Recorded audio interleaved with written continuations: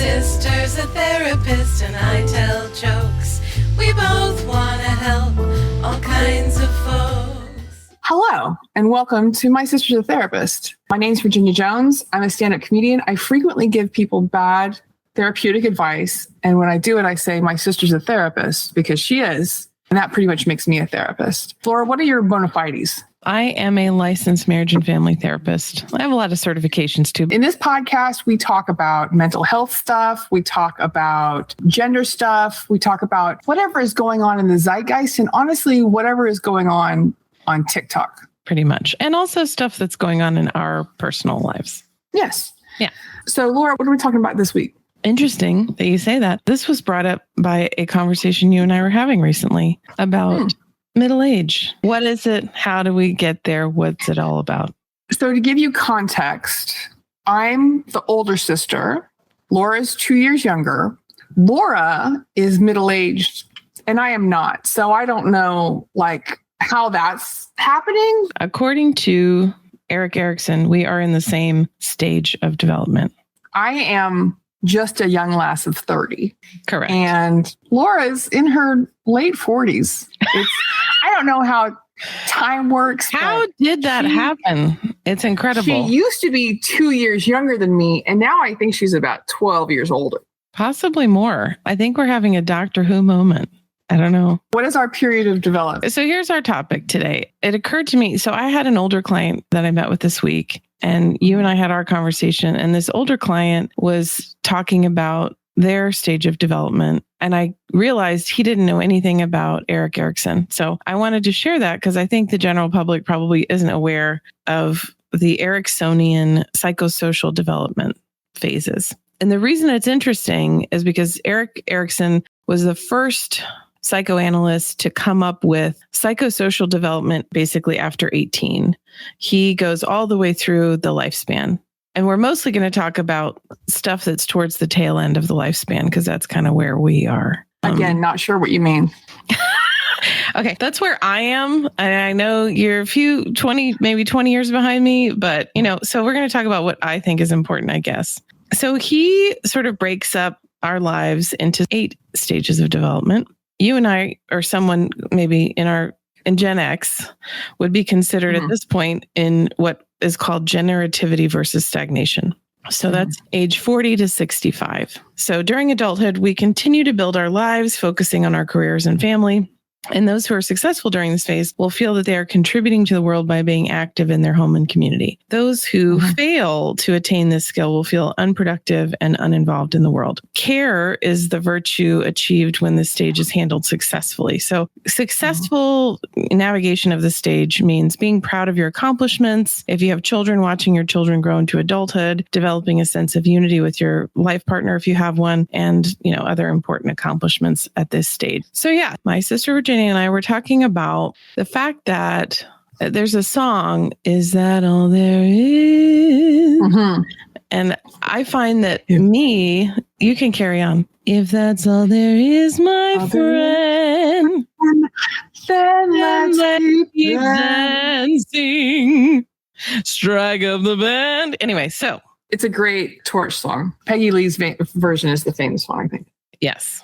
I think that is accurate. But yeah, so I have often in the last few years kind of woken up and thought, is that all there is? And so Virginia and I were talking about, why is that happening? Why does this phase feel so difficult? And so I did some research. And so one of the big takeaways is that the midlife crisis was a term coined by Elliot Jacques. And it was used to describe the period of life where adults tend to, quote, reckon with their mortality. And there's no specific age on what midlife means, because as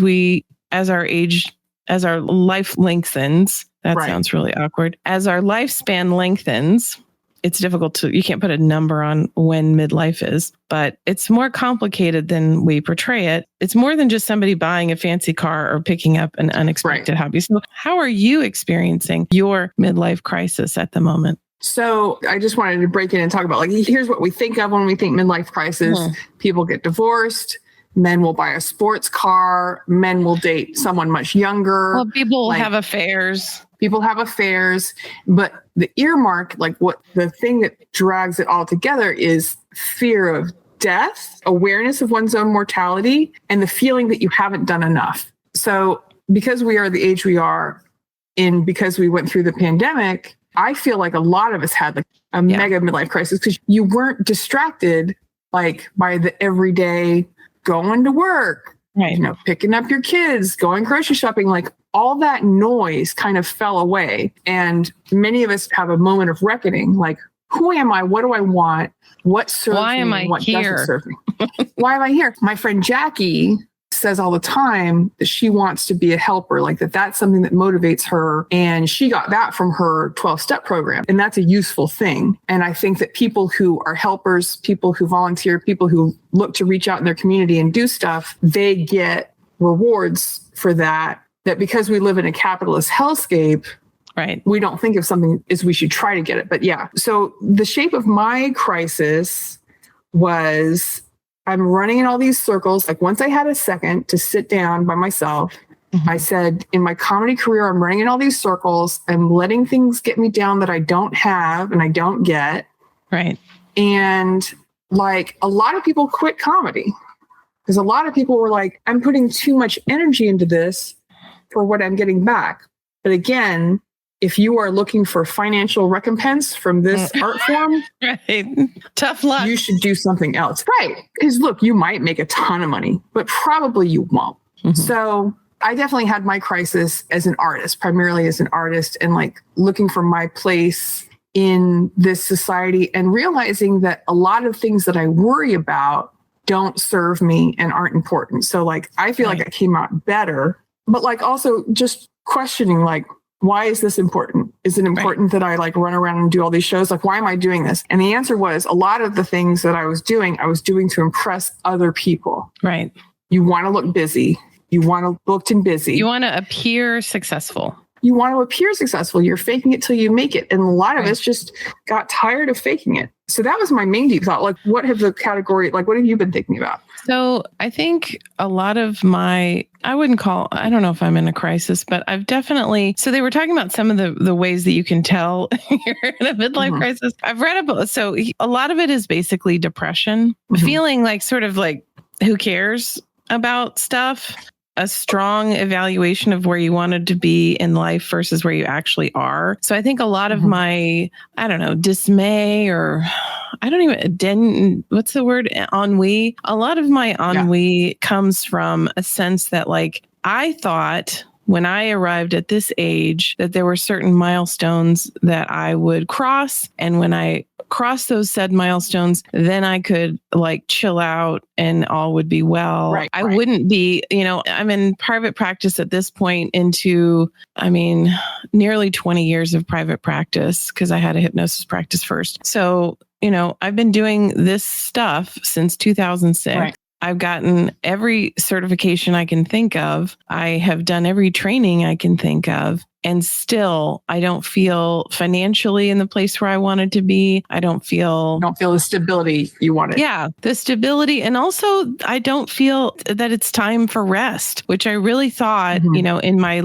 I'm in my late 40s. I'm nearly 50. I really thought at this point, I wouldn't have to hustle. I wouldn't have to worry about bills. I thought there would be some sort of, and I think it's also, to be fair, I think a lot of it also has to do with the way that our society has changed in terms of, I feel like people are getting squeezed for every penny. Yes, I think that financially we're in a much different place than we were pre-pandemic. Because I think at first everybody, a lot of us who got to stay home, we felt rich, right? Because we had money coming in. Yeah.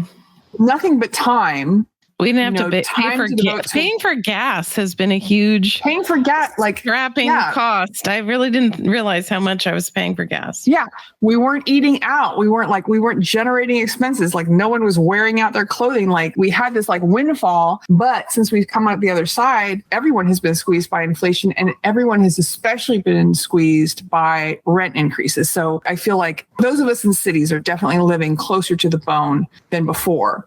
And I think, if I think of myself, and my day job career is its own thing, and I'm pretty happy with where I am with that, honestly. I don't worry about it that much. And I think that now is also the time, like people who don't have kids who maybe have it's the last ditch. Like, am I going to do this? I've thankfully not suffered that. Partially because I know a lot of kids, and like I love them and I know what that is, but it's not my thing. It's not for you. It's not for me, but that can also be a component. There's a thought that I wanted to come back to, the idea that there's going to be a point which you can kind of lean back and everything will be a bit easier. Right. And I think that for most of us, that is a fiction. I think, like, and again, in our society, what do we value? We value money. So every single one of us is not going to just have money. Like, we haven't had the opportunity to put thousands of dollars into a money market account. If we're born without intergenerational wealth, we may never have that extra money. Right. And when you look at like the ideals of society, you're like, oh, I should not still be as hand to mouth as I am. It's a lot of shoulding. Yeah, I have a master's degree. I'm in a career that most people think is really, really lucrative. Right. Because of what they're paying. Because I think it's the same as like private school. So you're paying all this money for your kids to go to private school, but the teachers themselves are actually not making that much. Not making that much money. You're not making much money. Because it goes into, all the expenses go into all the things I have to pay for in order to be there every week to meet with you. When you are an artist, people are always finding other for you to do. Like, well, you should have a TikTok and you should have a podcast and you should have a blog. And every Monday you should write everybody you know. And you should be getting new headshots every 45 minutes. Like, there's always more you can do. Right. And then I saw, who's the billionaire on the Shark Tank? Mark Cuban. So he was saying his advice to the youth of today is to stop, drinking lattes. And so I saw a TikTok, because we always have to refer to, I can't remember the creator's name, unfortunately, but she was saying, she actually added it up and she said, okay, so let's say that I don't drink my once a week latte on Friday to get me through the rest of the day. The only thing that makes me happy, it's going to give me an additional $175 at the end of the year. And now I'm rich. Yeah. And now I'm rich. Rich people love to tell you that you're wrong for not having money. And like Mark Cuban did not build his wealth on saving latte money. No, he did not. No, but when you go to rich people and you say, hey, why am I not rich? They have to find a reason. It can't be because you guys have all the money. Because boomers have ruined our whole society. It can't be that. Right. That's not the answer they want. And like, we've been having other conversations this week that I think kind of like talk to this specifically, the idea of meritocracy.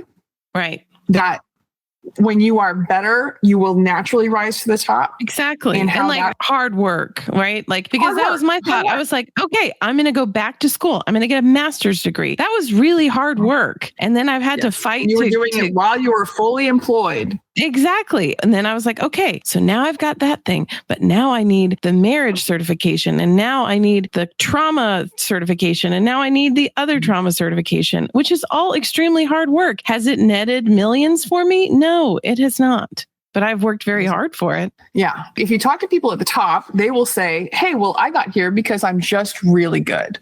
Right. And I think that they believe it, but it's definitely a belief that serves them. Like if you asked King Charles about the monarchy, he would say, yeah, when you're the very best person, kind of background, that's how you get to be king. Because that's what God chose you. So doy, right? Yes. When God chose you, everything else is kind of easy. So, but when one of my friends was kind of having a crisis about this, because if money is value, right? She spent her whole life being told when you become undeniable, you will be successful. And this is in comedy. Right. And I was speaking to another friend because that was what I was always told. I was told, hey, you're a woman, things are going to be a little bit harder. But if you just work your ass off and become undeniable, all the floodgates will open. Undeniably what? And undeniably funny, just like you kill every room. Everyone loves you. And who did that? No one has ever done that. Who does that? And like the men who are successful do not do that. No. But a couple of years ago, when I started like experiencing trans women in comedy, which is, we've talked about it before, has been amazing for me, an amazing reckoning of what gender is and how it affects us. I heard people telling trans women, just become undeniable. And my ears perked up because I'm like, oh, that's bullshit. Right. You're being told bullshit.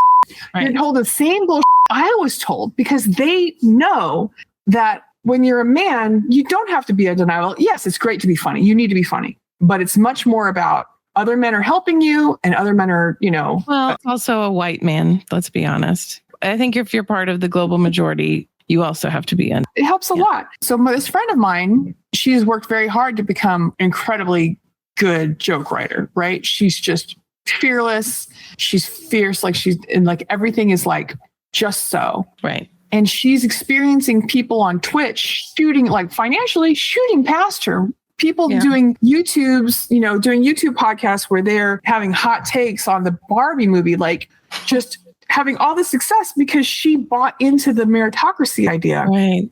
And it's not true. It's not true. So yeah, a lot of the story that we're told, I think a lot of why Americans, because I don't know that other cultures experience the same kind of crisis as we do. I think a lot of it comes from the idea that we are sold a bill of goods that this naturally thing that you're looking for, this goal, will be met by this age. And then the next thing will happen. And then the next thing will happen. So, as if we're all on the same path.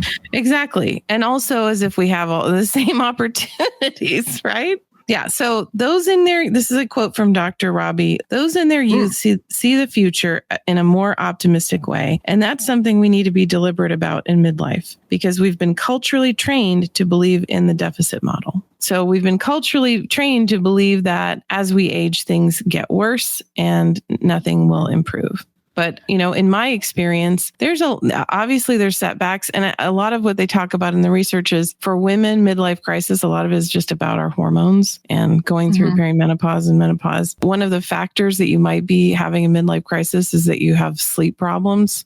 And like what woman who's over 40 doesn't at this, I haven't met one yet.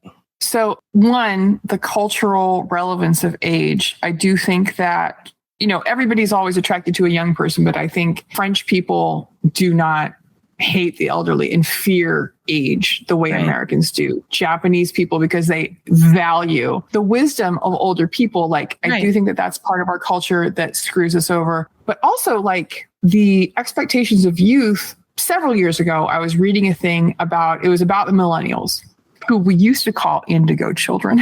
Oh yeah. I forgot about that. You remember that? They were going to be so demanding and so intolerant. But I was reading a survey of kids of that generation graduating high school, and people were asking how much money do you think you are going to earn in your first couple years out of school? And they were saying $100,000 a year for sure. Also, every single one of them grew up with the expectation of being famous, that they would be recognized, they're going to be rich and they're going to be famous because that's what we value.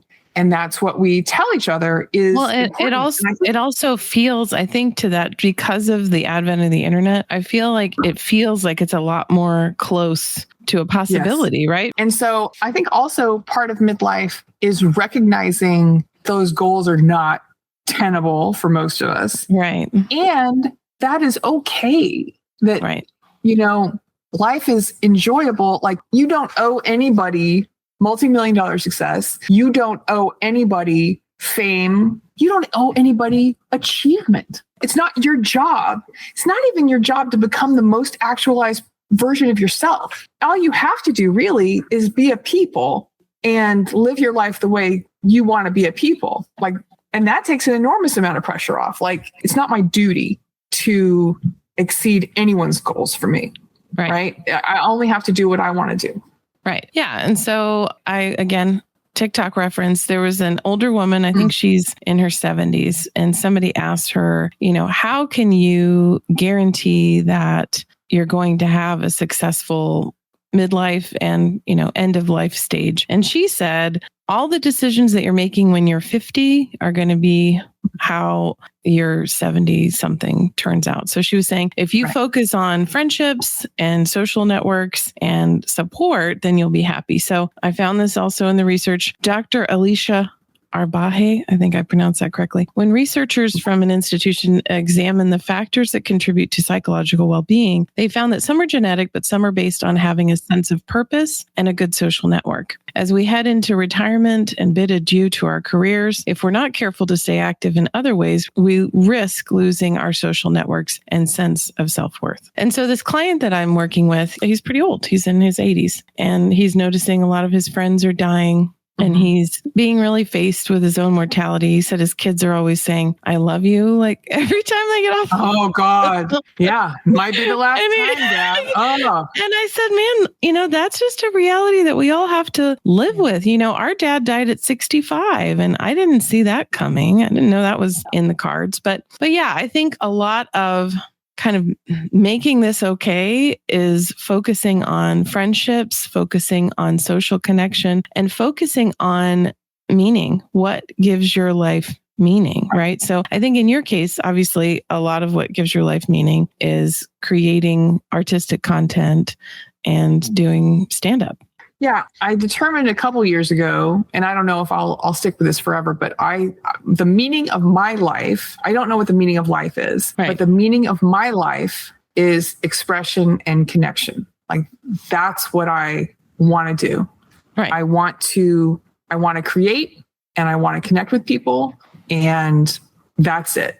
And that's simple, right? Like it sounds easy, but then it's also not right. easy. Right? It's difficult, but it's a pretty simple idea. Like these are the things that really, like when you peel everything else away. So I do want to talk about being in your 70s and 80s. We have a mother. She has a fraught relationship with one of her brothers, and he wanted to come see her, and she didn't want him to, and she wanted to tell him no.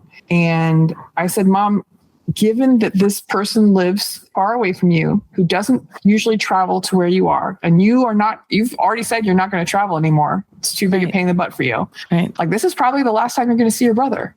And that really, I saw her take that in a little bit, and she had not considered that.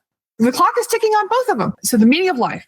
Right. There's something called the Socratic method that has helped me identify what is important to me. And it was the reason that Socrates drove people insane, because it's questioning. I thought his name was Socrates. And so you have watched too much Bill and Ted. So this question, as I understand it, is just why. And so if I say to myself, I really want, let's say I want a sports car. A Lamborghini. You want a Lambo. I want a sweet yellow Lambo. Well, why do I want it? Well, so that I can drive like a high-end sports car and have the experience of driving a finely engineered, although it's questionable whether that is true, sports car. Why do I want that? And eventually it comes down to so that people are jealous of me and they look at me. Right. And that's the real answer to almost everything we want in life. Yes. And like, why that? Oh, because I have insecurities in myself. Right. Well, that's really what I want. I really want to heal myself. You need to address that, right? Not get a Lambo. That's the more important thing. Like, that's what drives capitalism. That's what drives like keeping up with the Joneses. That's what drives us into debt, is this idea that objects are going to make other people like us. Like, I'm sorry, I have an expensive purse. Do you know who you're with? Like, it's nonsense. Right. And like, so, okay, everything leads back to trash TV. So I've been watching Love Island UK, which is a classic. It's a banger. And in the current season 10 that I'm watching, there's a young woman who is, measurable. If you saw her on the street, she is very attractive according to Western beauty standards, right? But she is a little on the heavier side because she's an English woman. And you think a lot of sausage inside pastry casings. Yeah. Yes. So I'm in week 2 of this show, and this woman has been mostly cast off by the boys on the island. Right. And suddenly this young man sees her do something that would be observable by others as sexy in a competition. And he decides at that moment that he has a crush on her. But it's just, it's like, I think he suddenly had this moment of like, oh, other people find her attractive, because everybody was kind of like, ooh, when she did the thing. Ooh, yeah. And then he said, and she's very baffled because he approaches her and he's like, hey, what do you think? And she's like, what? Like, you didn't talk to me for yeah. Right. You didn't speak. I mean, we were buddies, but like, you didn't say a single thing about. And so it's clear in that moment that like, it's not about the person. It's about what she looks like and how she will appear to others and, what she's going to bring to his social status. And I think ultimately, most of the crappiest decisions that humans make, specifically American humans, goes back to that. If my goal is to keep up appearances and to try to do the thing. Like, I remember our sister had a boyfriend who at the end of every season would just throw away all of the clothes that he'd bought so that he could re-up the following season. Yeah. And I just nuts. It's bizarre. On the topic specifically of attractiveness, going through life, you start to see two different types of men, particularly. The man who goes after who he finds attractive and the man who goes after who his friends find attractive. Others find attractive. Just the general public, I think. Well, I mean, who cares what women think, Laura? Don't be ridiculous. But maybe other women will be jealous of the woman that he chose. Have you thought about that? Right. That's true. I had a friend who is no longer my friend, but one time we were shoe shopping together and he was talking to a salesperson about a pair of running shoes and he was like hemming and hawing because he was at his core a cheap. And the salesman was like, "Oh, do you want me to show like your girlfriend?" And he meant me, who was like an aisle over or something. And this person said, no. And freaked out that a stranger in a shoe store, someone who he would never see again. And who ultimately did not matter. Did not matter. Losing his mind that someone thought that he might be dating a size, I think I was 16. Right. Holy moly. And I was like, oh, that's what's driving him. That's what motivates his partnerships. And because he would have sex with a plus size woman, but he would never, ever. You would never claim her publicly.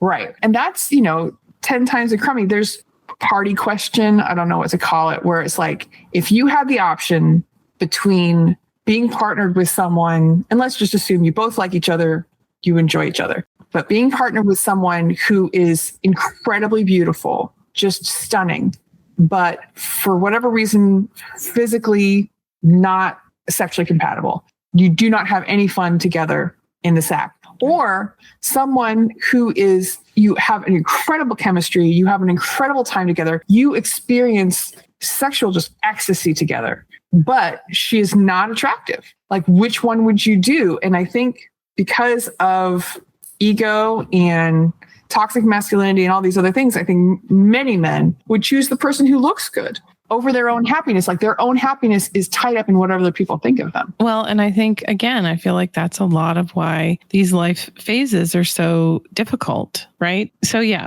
as we talked about, generativity versus stagnation, the stage 7, is where we continue to build our lives. We're focusing on careers and family. And we're feeling like if we are successful, we feel like we're contributing to the world and we look successful to others. Those who fail to attain this feel unproductive and uninvolved. So the way to make this go well is to be proud of your accomplishments, to be proud of the things you've done. And to also, I think what I hear a lot of is people have no gratitude for what's happening and what's going well. I think it's part of the human condition to naturally focus on the lacks and the negatives. Right. And so I do think, there's a Buddhist quote that all disappointment comes from unfair comparison. So if I'm constantly making comparisons of myself to this idealized version of myself that I should be, it gets really sticky. Well, it's compare and despair. Do you think, to give context to this conversation, you can do a quick overview of all the stages? Sure. Okay. I'm just going to quickly go through each phase of Erikson's stages of development. So stage 1 is infancy from birth to 18 months. It's called trust versus mistrust. Basically, it means that either I can trust my caregivers or I can't. And that has to do with the reliability of our caregivers. I think we've failed on that one. Stage 2, autonomy versus shame and doubt. So this is toddler years from 18 months to 3 years old. Children who struggle are shamed for accidents that they've made and they don't have a sense of personal control. Success comes from a feeling of autonomy that I can handle life. Stage 3, initiative versus guilt. This is preschool school years to 5 years old. The major theme is asserting control and having power in my environment. Children who exert too much power experience disapproval, and then they feel guilty. Stage 4, industry versus inferiority. That's middle school from until 11 years old. Children from 6 to 11. Children who are encouraged and commended by parents develop a feeling of competence. Those who receive little or no encouragement doubt their abilities to be successful. Stage 5, identity versus confusion. That's teen years from 12 to 18. They're talking about beliefs, ideals, values that shape who you are. Completing this stage successfully leads to a sense of fidelity, a feeling of fidelity, an ability to live by society's standards and expectations. Stage 6, intimacy versus isolation. That's from age 18 to 40. Erikson believed that it was vital that people develop close, committed relationships with other people. So that's kind of what we were talking about earlier. I think it continues as we age. Those who are successful at this step will form relationships that are secure and enduring. Stage 7, we talked about this, generativity versus stagnation, middle age from 40 years old to 65, building lives, focusing on career. Stage 8, integrity versus despair. So this is what we kind of touched on, older adulthood from 65 to death. This is the final psychosocial stage. It happens during old age. And basically what it revolves around is reflecting back on your life. So at this point, people look back on the events of their lives and decide and kind of determine if their life was happy or if they have regrets about what they did or did not do. So how do we overcome this, I think is the question. What I'm hearing, like in the big picture from Dr. Erik, is that all the other stages of your life are pointing towards the last stage, that these are the things you need to learn or accomplish or to achieve to maybe heal from in order to have a good last stage. And like, I think what you said about stage 6 is kind of interesting because we have started to see the phenomenon of men in their 50s who didn't have kids and wanted them, but they just never formed that partnership. Like they thought that it would just be obvious that whoever, I know a lot of men in LA who act as if commitment and love is something that happens independent of their will. Yeah. Well, it is a magical thing. A magical person is going to enter in. And, you know, when they say on dating apps for the right person, what they mean is a magical woman who is probably a unicorn. Literally. Yeah. There's a lack of understanding that love is in some ways a choice. Like, yes, you need to find someone who's compatible. I wouldn't say find someone who's in some ways, love is always a choice. Love is a choice. And it's a series of decisions I make over and over again for the people in my life. And it's interesting to me, like I do have conversations with people who like they'll have a crush on someone and it won't be reciprocated. And they'll say, but I love them. I'm like, that's not what love is. Like love is, you're just having a feeling. Right. If it's not reciprocated and you've not made this like partnership, it's not love. It's just, you know, lust, or you like their hair, or they have a Lamborghini or whatever it is. It's always that they have a Lamborghini. So yeah, if you don't have a successful stage 6, you're not going to have a successful stage 7, and you don't have a good stage 7, you're not going to have a stage 8. And really, if we back it up, I really think, I think that crucial phases happen in stage really 5. That's, identity versus confusion. So really figuring out who you are as a teenager, really figuring out what, feeling like you have a sense that you can meet expectations of society. I think that is the beginning. And then stage 6, I think, is where we really get into the, crucial clutch time where I'm learning how to develop healthy relationships so that I can continue and feel supported by the people in my life. Yeah. And mortality is a bitch. It is hard. Like, yes, both of us already know dead people who didn't have the opportunity to get to stage, 7 or even 6. Yeah. You have to find gratefulness for that. And you have to really, what are the gifts of mortality? What are the gifts of being our age? Is there's things that I can let myself off the hook for. Like when you're a kid, I'm always like, well, I could just really, what if I need to be a great visual artist? What if I need to be a great painter? What if I need to be like a professional level ballet dancer? What if I need to be, and there's so many things that I can let myself off the hook for. I'm like, I've kind of picked my arts that I'm going to hone and get good at, or continue to be good at. And I can't do every dang thing. I'm finally being able to let go of these ideals that I had for myself as a teenager and say hey, look, I've gotten this far without becoming an ice sculptor. I'm probably not going to do it. Right. And I don't have those 10,000 hours to spend on all these things. And I think there's lots of ways that we have to let ourselves off the hook, because I recall you and I, as children, our plan was that we were going to live in identical pink mansions that were next door to each other. Barbie houses, yeah. Well, we were going to be, they were not going to be made of plastic. We were going to actually live in a real house, but it was going to be a mansion, and we were both going to drive Corvettes, and we were going to have matching, I think, cats. I can't remember that Persian part. cats. Right. So there's a phrase. White, fluffy Persian cats. I can't believe you don't remember this. It was essential to my growth. So, I have not noticed us meeting that expectation, but again, I can get a cat at any time. You. Okay, if the cat is the expectation, it's really the pink mansion and the Corvette that I'm struggling with. So Arbaje, when she's talking about late life crisis, she talks about an expectations gap. So it's this.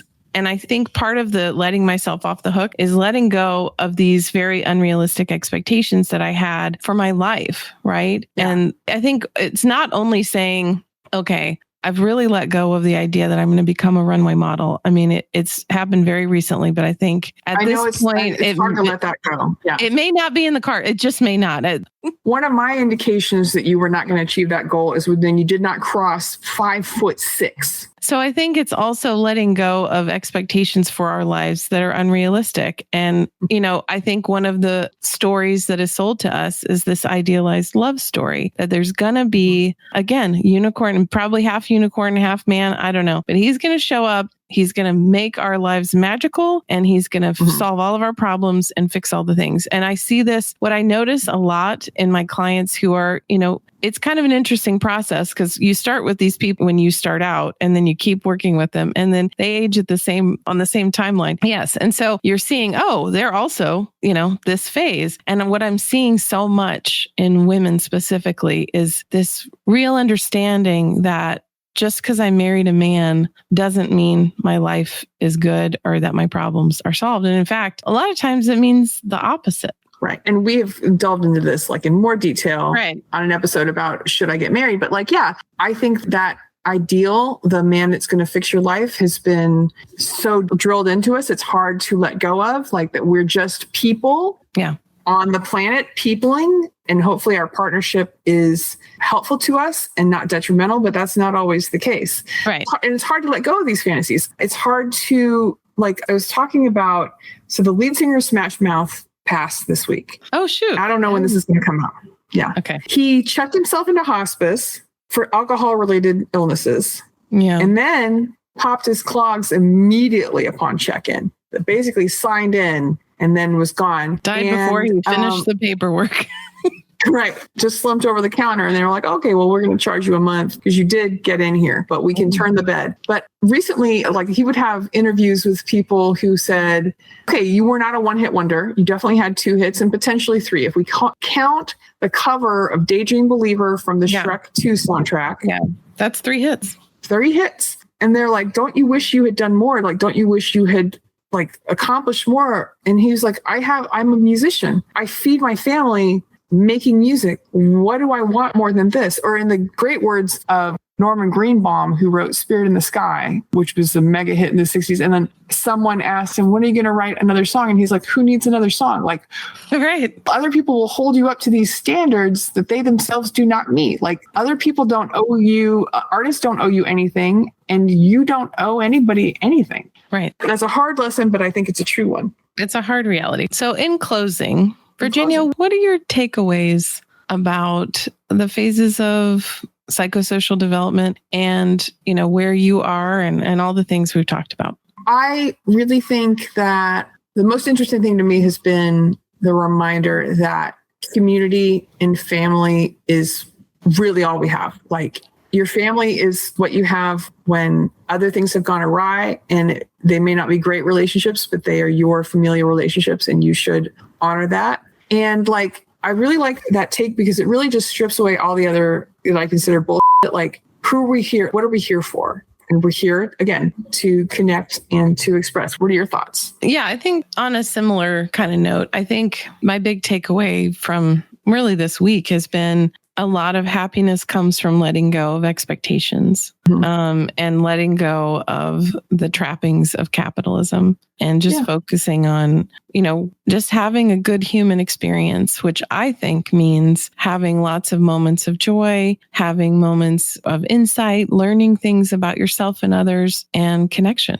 And I can only control the things that I can control. And now that you've reminded me of this goal, I'm going to get a Persian cat this week, and I'm going to name him. Do you remember what our cat's names were? Because I think mine was Gabriel.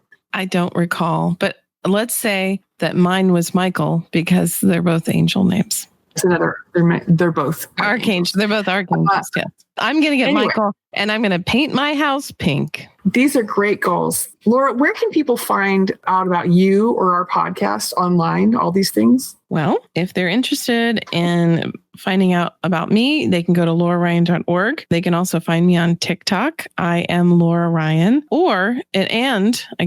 If listener wants to suggest a story idea or has an idea or comment, wants to share with us, they can go to our website, mysistersatherapist.com, and they can send us an email, hello@mysistersatherapist.com. Cool. So Virginia, where can people find you on social medias? Well, you can visit my website, badinia.com, BADINIA. You can find me on TikTok at Badinia. You can find me on YouTube at Virginia Jones. If you Google Virginia Jones, a lot of it is going to be me. It's going to be me. It's gonna be me. Thank you for listening. Please subscribe to our podcast. If you are enjoying these conversations, rate and review us. We don't know exactly what it does, but it makes us feel good. Build our self-esteem. Please, you can help us achieve our 7th goal in our life, build our self-esteem. Have a great day. Bye. Bye.